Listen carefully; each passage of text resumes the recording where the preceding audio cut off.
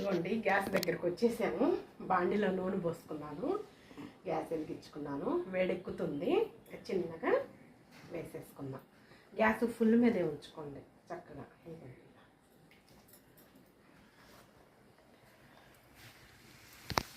చూసారు, చక్కగా వేసేసుకోండి.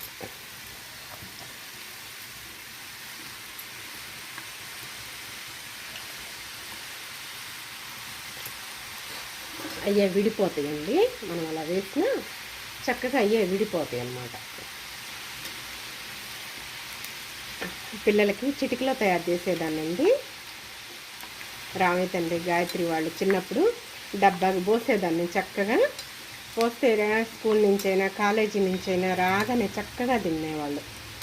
ఒక స్వీటు ఒక హాటు తయారు చేసి ఉంచేదానండి. వారం వారం 2 వెరైటీలు, ఒక స్వీటు ఒక హాటు.